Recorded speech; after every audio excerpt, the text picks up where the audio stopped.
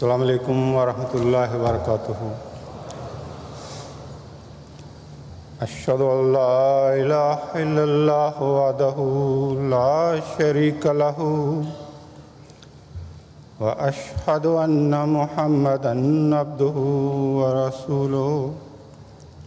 Amma ba'du, a'udhu billahi minash shaitanir rajim. Bismillahirrahmanirrahim.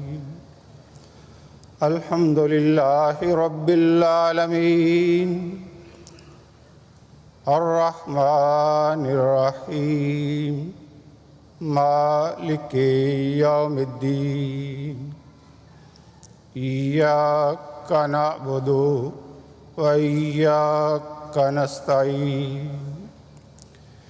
اهدنا الصراط المستقيم صراط الذين أنعمت عليهم غير المغضوب عليهم ولا الضالين وما خلقت الجن والإنس إلا ليعبدون. Allah Ta'ala फरमाता है, Dieu dit dans le Saint-Coran: et je n'ai créé les djinns et les hommes que pour qu'ils m'adorent. Maintenant, la question est de savoir si Allah le Tout-Puissant a également proposé un système pour manifester ses attributs et enrichir les êtres de sa beauté éternelle ou pas. Quand nous cherchons la réponse dans le Saint-Coran, nous voyons que pour atteindre cet objectif de création, il est déclaré Nahnu lahu abidun, c'est-à-dire nous sommes ces gens fortunés qui, par la grâce d'Allah, ont atteint l'objectif de devenir ses serviteurs. Le système auquel ils se sont attachés pour atteindre cet objectif de création est mentionné comme suit: Sibrat Allah, wa man ahsanu min Allahi sibra, c'est-à-dire la couleur d'Allah ou la teinte d'Allah, et qui est meilleure qu'Allah en termes de couleur. Par couleur d'Allah, on entend bien évidemment ses attributs divins. Nous devons donc devenir le reflet de ces attributs. Il est évident que le système d'Allah, que Allah établit lui-même pour manifester ses attributs, est le plus parfait et le plus élevé. Allah le Très-Haut dit de son système qu'il est si parfait et complet que l'œil humain, à force de chercher des défauts, finira par se fatiguer et revenir bredouille, sans trouver la moindre faille en lui. Voyons maintenant quel est ce système. Après s'être installé sur le trône, Allah le Tout-Puissant a établi le système de la succession pour manifester ses attributs et a déclaré dans le Saint-Coran Inni ja'ilun fil ardi khalifa, c'est-à-dire je vais établir sur terre un calife. Dans un hadith, nous trouvons une explication de ce terme: Kuntu kanzan makhfiyan fa ahbabtu an u'rafa fa khalaqtu Adam. Ce qui signifie j'étais un trésor caché et j'ai souhaité être connu. Alors j'ai créé Adam. Ce hadith a été rapporté par les soufis et ces mêmes mots ont été révélés par Allah le Tout-Puissant au Messie promis alayhi salatu wassalam. Le Messie promis alayhi salatu wassalam, en expliquant ce sujet, déclare: quand Dieu le Tout-Puissant veut se manifester dans le monde, il envoie un prophète qui est l'incarnation de ses pouvoirs, et il révèle sa volonté à travers ce prophète. Par son intermédiaire, il montre les pouvoirs de sa seigneurie. Le monde prend conscience alors de l'existence de Dieu. C'est cette communauté qui est comme un miroir de Dieu, par laquelle ce Dieu, dont l'existence est extrêmement subtile et cachée, se manifeste. Et ce trésor caché, appelé Dieu, a toujours été reconnu à travers les prophètes. Honorable auditeur, Allah Ta'ala, Allah le Tout-Puissant, a nommé la sourate du Saint-Coran où il mentionne le système de la succession parmi les nations passées et promet la succession selon le modèle prophétique dans la communauté de Muhammad sallallahu alayhi wa sallam, qu'il a appelé la sourate An-Nur, donc la lumière. La puissance d'Allah le Tout-Puissant est merveilleuse car dans cette sourate, il se présente avec les mots sacrés. Allah est la lumière des cieux de la terre. Allah le Tout-Puissant a manifesté cette lumière à travers la chaîne des prophètes et commençant par le prophète Adam alayhi salam. À chaque époque, en fonction des besoins, Dieu, le tout savant et le tout sage, a illuminé cette époque avec son éclat, d'abord par le prophétat, puis par la succession selon le modèle prophétique. Mais quand la corruption apparut sur terre et sur mer et que le sombre tableau de l'obscurité atteignit son apogée, ce sage suprême envoya le prophète parfait, Hazrat Muhammad Mustafa sallallahu alayhi wa sallam, pour dissiper cette obscurité. Concernant l'apparition du saint prophète sallallahu alayhi wa sallam, le Messie promis alayhi salatu wa sallam écrit: le véritable califat dont la réalisation parfaite est le but de l'existence de l'humanité et de la création de tout l'univers s'est manifesté dans son état le plus complet et parfait à travers la personne bénie du saint prophète sallallahu alayhi wa sallam, devenant ainsi le miroir révélateur de Dieu. En décrivant la splendeur de la lumière du saint prophète sallallahu alayhi wa sallam, il dit: cette lumière de plus haut niveau qui a été donnée à l'homme, c'est-à-dire l'homme parfait, n'était présente ni parmi les anges, ni parmi les étoiles, ni dans la lune, ni dans le soleil. En bref, elle n'existait dans aucune chose terrestre ou céleste, mais uniquement chez l'homme, c'est-à-dire chez l'homme parfait, dont l'exemple le plus parfait, complet, supérieur et exalté est notre maître et chef, le chef des prophètes, le chef des vivants, Muhammad Mustafa sallallahu alayhi wa sallam. Cette lumière a été donnée à cet homme et selon leur rang à tous ceux qui lui ressemblent, c'est-à-dire à ceux qui possèdent quelque peu de cette même teinte. Ensuite, dans sa poésie persane, il dit: Muhammad sallallahu alayhi wa sallam est l'imam et la lumière des deux mondes. Muhammad sallallahu alayhi wa sallam est l'éclat du temps et de l'espace.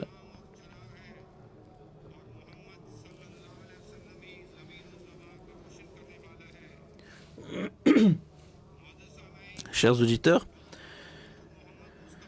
Allah le Tout-Puissant a mis les bases d'une communauté unique à travers le saint prophète sallallahu alayhi wa sallam par ses paroles sacrées en disant: Kuntum khayra ummatin, vous êtes la meilleure communauté, dans laquelle une vision unique de l'unité a été vue par l'ensemble du monde. Grâce à sa guidance, il a peint ses compagnons aux couleurs d'Allah de telle manière qu'ils sont devenus des êtres qui reflètent Dieu et sont devenus récipiendaires des paroles Allah, Allah fi ashabi, c'est-à-dire c'est Allah, uniquement Allah, qui se trouve dans mes compagnons.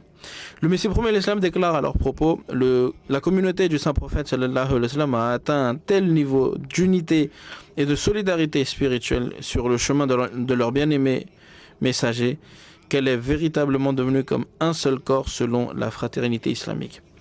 Leur comportement quotidien, leur vie, leur intérieur, leur extérieur étaient si imprégnés de la lumière du prophétat qu'ils semblaient tous être des reflets du saint prophète sallallahu alayhi wa sallam.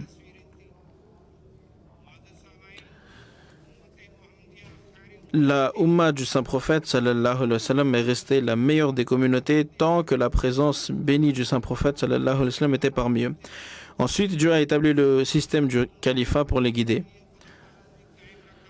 Cependant, lorsque la Ummah n'a pas apprécié le système du califat à sa juste valeur et a désobéi au commandement clair de Dieu qui est et tenez-vous fermement ensemble, cramponnés à la corde de Dieu et ne soyez pas divisés.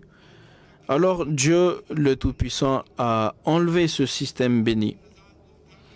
Avec cela, l'unité de la Ummah s'est fragmentée et les bénédictions associées à ce système établi par Dieu Tout-Puissant ont disparu.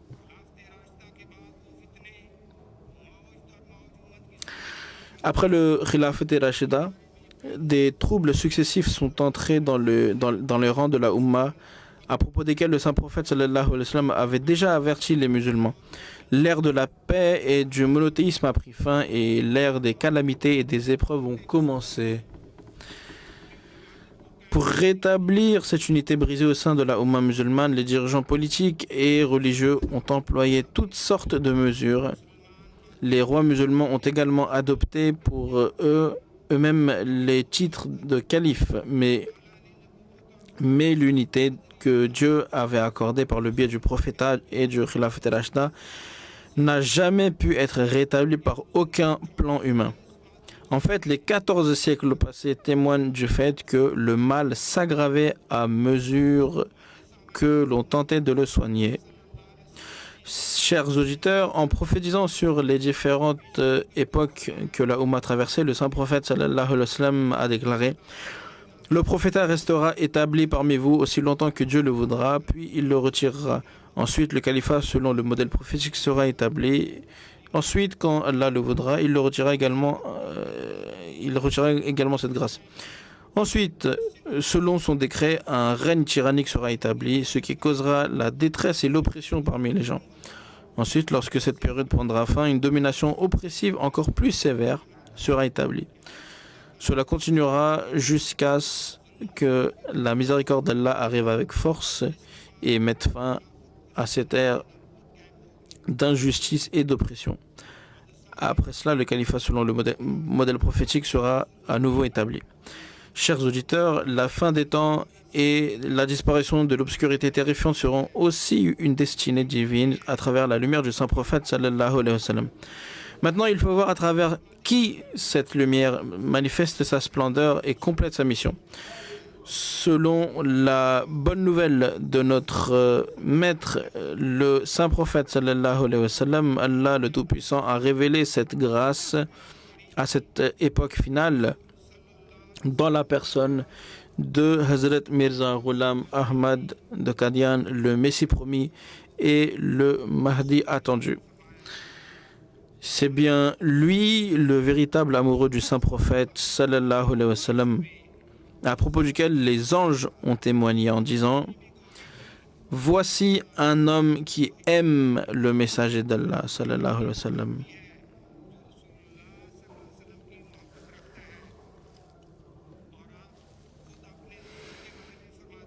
Concernant sa venue, il déclare: Dieu qui ne laisse jamais son existence sans preuve, tout comme il s'est manifesté à tous les prophètes et a illuminé la terre en trouvant qu'elle était dans les ténèbres depuis le commencement, a également trouvé cette époque éloignée de lui. Alors, il a voulu illuminer la surface de la terre avec une nouvelle connaissance et montrer de nouveaux signes et éclairer la terre. C'est pourquoi il m'a envoyé. Chers auditeurs, dans le commentaire de la sourate Ash-Shams, Hazrat Muslim Maud interprète le mot Shams.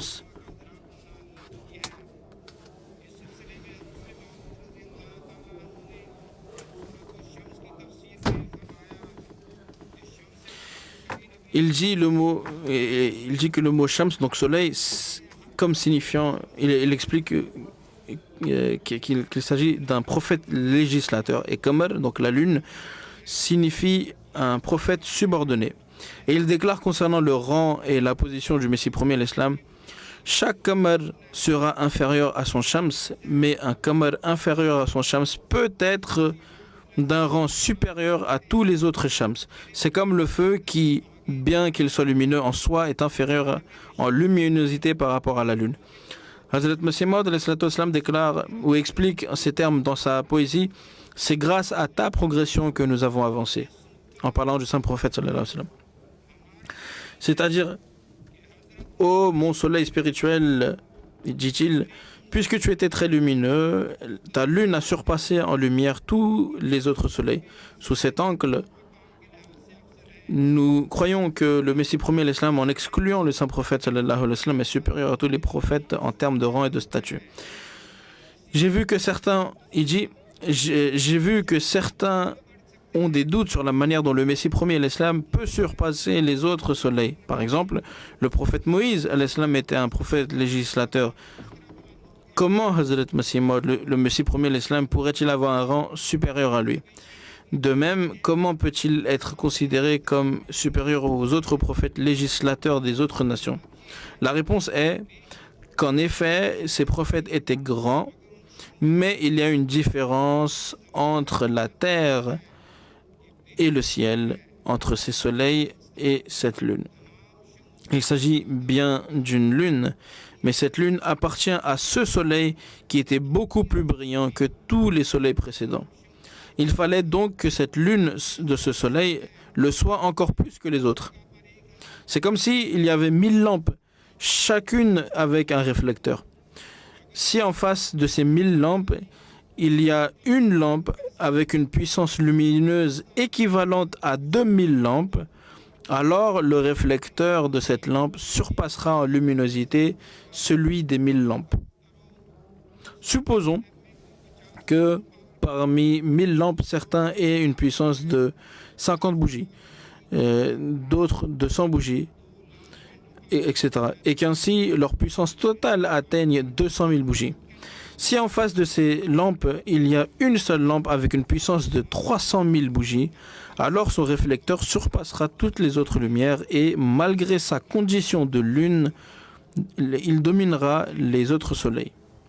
Chers auditeurs, concernant la position et le rang de l'imam Mahdi, l'imam Abdul Razak Kashani, décédé en 730 Hijri, a déclaré: à la fin des temps, l'imam Mahdi qui viendra sera soumis aux lois de la charia du prophète Mohammed sallallahu alayhi wa sallam, et en matière de connaissance et de vérité spirituelle, tous les autres prophètes et saints lui seront subordonnés, car l'essence intérieure de l'imam Mahdi sera l'essence intérieure de Mohammed Mustafa sallallahu alayhi wa sallam. Chers auditeurs, après le décès du Messie premier, l'Islam, cette lumière continue de briller sous la forme du califat de l'Ahmadiyya, conformément à sa prophétie de la manifestation de la deuxième puissance. À ce sujet, le troisième calife, rahimahullah ta'ala, a déclaré: la lumière que Dieu avait descendue n'a pas cessé de briller après le décès du Messie premier, l'Islam. Cette lumière reste en place, illuminant continuellement et régulièrement les âmes, guidant les hommes et les femmes vers leur véritable destination. La lumière brille et ses rayons atteignent les coins du monde à travers les califes du Messie premier. Sans ces califes, il n'y a ni lumière, ni véritable guidance. Et des slogans sont levés dans la salle. Mohammed Mustafa, Ghulam Ahmed ki, Khilafat-e Ahmadiyya. हज़रत खलीफत मसीह सालिस रहमतुल्लाह के अल्फाज इन खुलफा को छोड़कर ना कहीं रोशनी. Les paroles du troisième calife du Messie promis, en dehors de ces califes, il n'y a ni lumière ni véritable direction, peuvent être facilement comprises à notre époque par une simple analogie. Si quelqu'un achète les meilleures lampes du monde et remplit toute sa pièce avec ces lampes, mais il ne les connecte pas au système électrique approprié et passe toute sa vie à prendre diverses mesures et à prier pour que ces lampes commencent à éclairer, est-ce qu'elles vont commencer à éclairer? Certainement pas. C'est exactement la même chose pour l'obtention de la lumière divine. C'est Dieu lui-même qui donne cette lumière. Le système qu'il a établi à cette époque descendu du ciel est la seule source de lumière divine et de guidance céleste.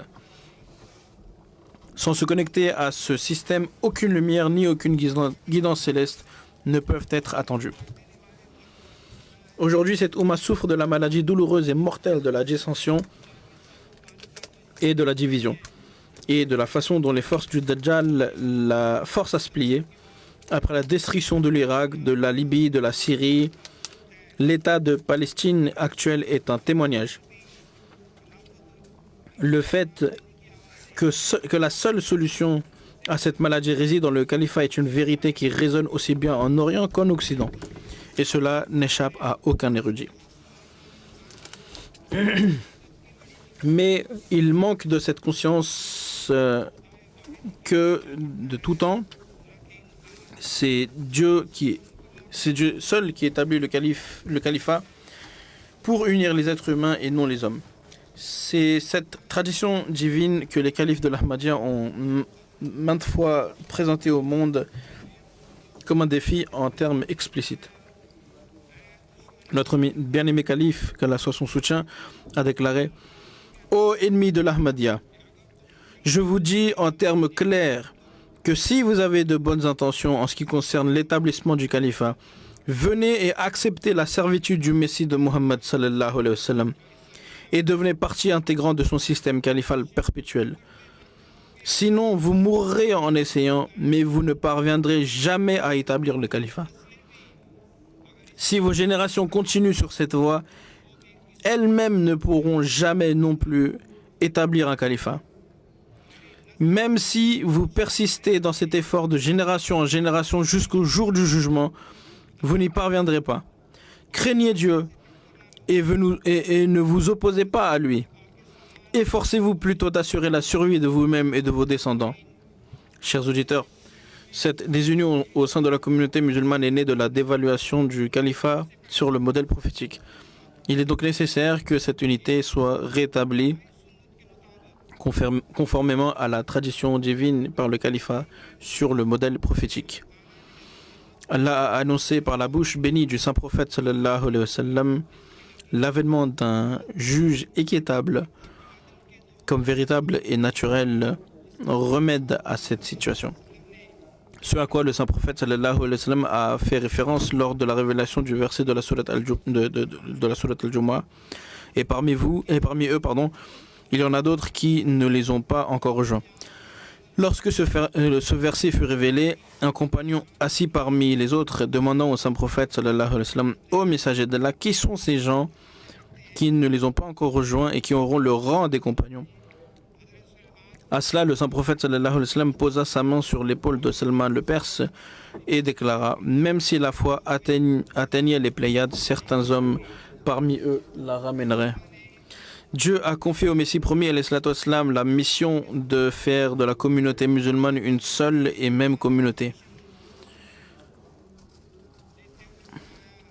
Par révélation, il a déclaré: rassemble tous les musulmans qui sont sur la surface de la terre, sur une seule et même foi. Chers auditeurs, la preuve tangible de l'unité de la Oumma musulmane donnée par Dieu le Tout-Puissant par l'intermédiaire du Messie premier, l'Islam a d'une part manifesté les signes continus entre les mains du Messie premier, l'Islam, et d'autre part notre maître et Seigneur, le saint prophète sallallahu alayhi wa sallam, a lui-même pleuré et dans des visions a confirmé l'imam Mahdi et le Messie premier, l'Islam. Il a dit: je jure par Allah dont la main tient mon âme, que plus de 200 000 signes sont apparus en ma faveur jusqu'à présent, et peut-être près de 10 000 personnes ou plus ont vu le prophète sallallahu alayhi wa sallam en rêve, qui a témoigné en ma véracité. La promesse divine dont les mots sont Allah te soutiendra, ainsi que des hommes à qui il a révélé son message du ciel, a commencé dans sa vie et s'est ensuite répandu dans le monde entier par la grâce du califat. Allah Ta'ala fait lui-même entrer les hommes de bonne nature dans le monothéisme et l'unicité à travers des visions et des révélations par l'entremise du califat de l'Ahmadiyya, dont nous entendons les anecdotes qui renforcent la foi rapportée par les paroles bénies de notre bien-aimé calife Ayatollah bin Nasr al-Aziz. Et c'est ainsi que nous parfumons nos cœurs et nos âmes du parfum frais de l'aide divine. Par manque de temps, je vais présenter qu'une petite anecdote d'un ami de Gambie. Il raconte: une nuit, j'ai vu le messager d'Allah sallallahu alayhi wa sallam dans un rêve. Il m'a dit de venir avec lui. À ce moment, il y avait d'autres personnes avec le saint prophète sallallahu alayhi wa sallam. J'étais avec le saint prophète sallallahu alayhi wa sallam et nous avons traversé un désert. Après avoir traversé le désert, à l'endroit où nous sommes arrivés, nous avons commencé à apercevoir certaines personnes de loin.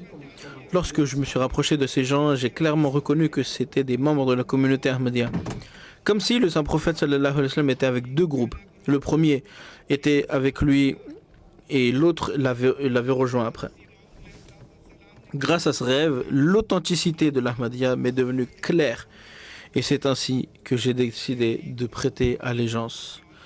Il y a un zèle au ciel pour l'appel de la vérité, les anges descendent sur les justes. Cher public, le saint prophète sallallahu alayhi wa sallam a annoncé la division de la Oumma en 73 sectes et a déclaré que l'une d'elles serait admise au paradis. Les compagnons ont demandé au messager d'Allah quel sera le signe de cette secte victorieuse. Alors le saint prophète sallallahu alayhi wa sallam a expliqué deux signes. D'une, elle sera une communauté, une jamaat, une communauté organisée. De deux, elle suivra mes traces et celles de mes compagnons. Dans ce hadith, le saint prophète sallallahu alayhi wa sallam a expliqué clairement avec le terme wa akharina minhum et a dit qu'il s'agira d'une congrégation organisée et la chaîne organisationnelle de cette congrégation sera la même que celle sur laquelle moi et mes compagnons sommes. Autrement dit, Dieu établira cette unité à travers le serment d'allégeance sur une main. Et cette unité ne peut être établie que sur la main qu'Allah déclare comme étant sa main. Au cours de cette dernière période, Allah Ta'ala a ordonné la renaissance de l'islam et a déclaré que la main du Messie promis, alayhi salatu wassalam, était sa main.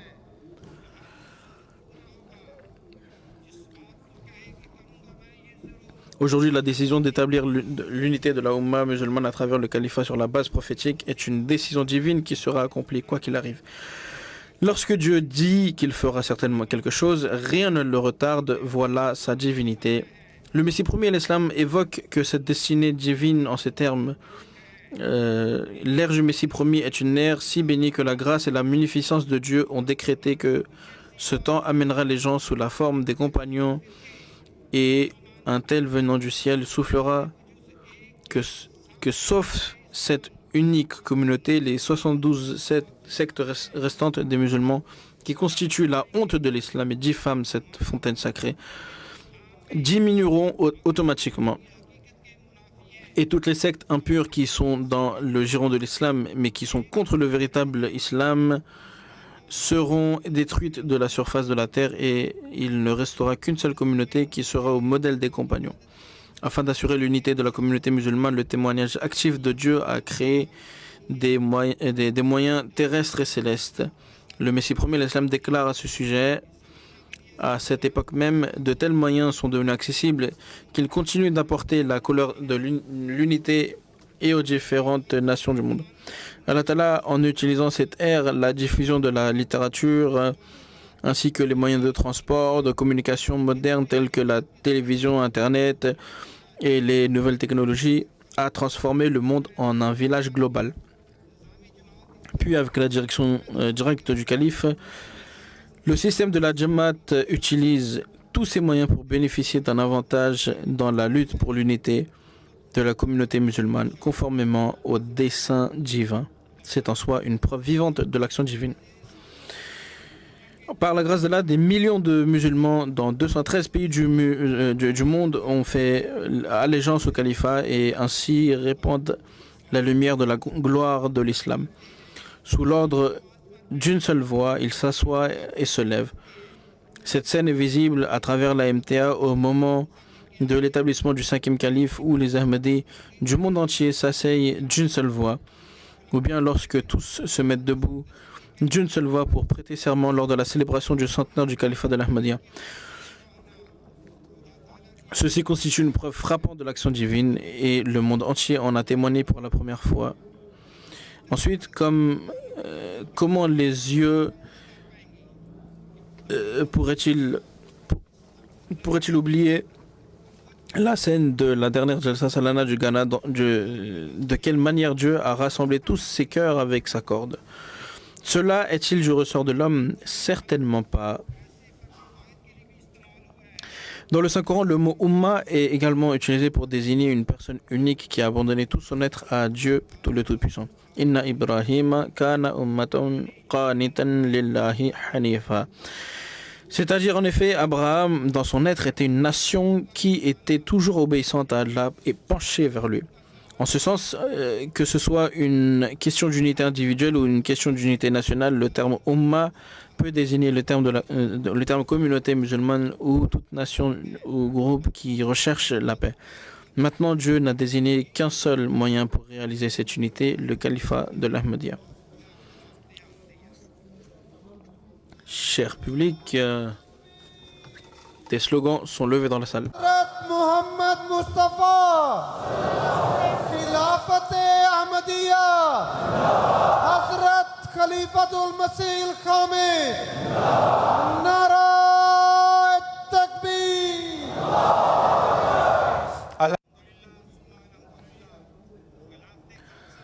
Louange à Allah et encore louange à Allah. Chaque nouveau jour qu'on voit sous la tutelle du califat nous rapproche de l'objectif de réaliser la Ummatun Wahida, la communauté unie, dans toutes les couleurs.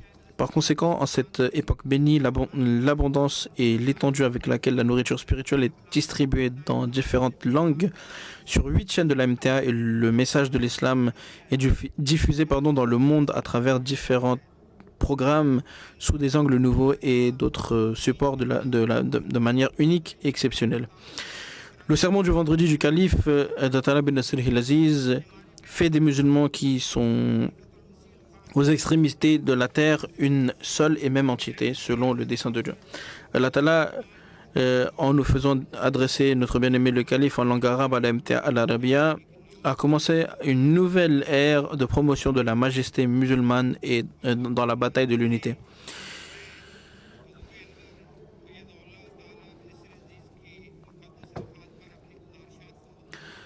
Par manque de temps, je vais terminer mon discours avec les mots bénis du calife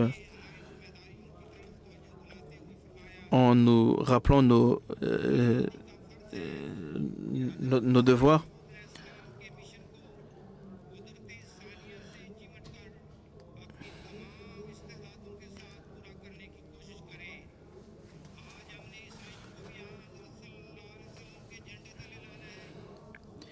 Il déclare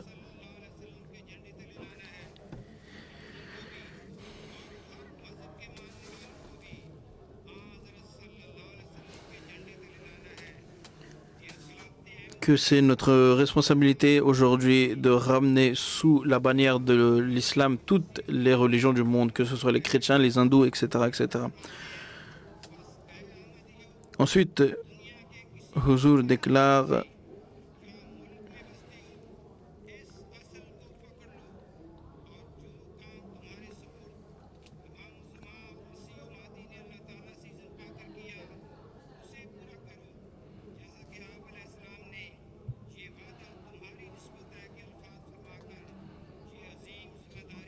स्पुर्द कर दी है। वादे तभी पूरे होते हैं जब उनकी शराइत भी पूरी की जाएं। आगे हजूर फरमाते हैं, ô vous les musulmans désireux de devenir une communauté unie, venez et suivez les paroles du saint prophète sallallahu alayhi wa sallam qui dit: tenez-vous fermement à la communauté de musulmans et à leur imam, et en mettant cela en pratique, avancez pour accomplir la mission de Hazrat Muhammad Mustafa sallallahu alayhi wa sallam. Écoutez le vœu sacré de la prière et la prière du Messie premier l'islam pour la communauté musulmane. Il dit: les livres des prophètes ont déjà annoncé la venue de ce groupe béni et il y a de nombreux signes de son apparition. Que Dieu fasse que tous les musulmans de la terre entrent dans ce groupe béni afin que le poison des effusions de sang humain soit complètement éradiqué de leur cœur et qu'ils deviennent les serviteurs de Dieu et que Dieu devienne leur protecteur.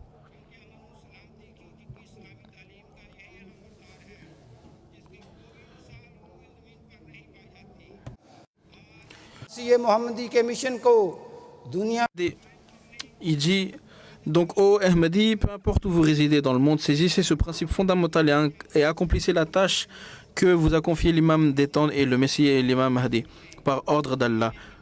Comme il l'a dit, cette promesse vous concerne.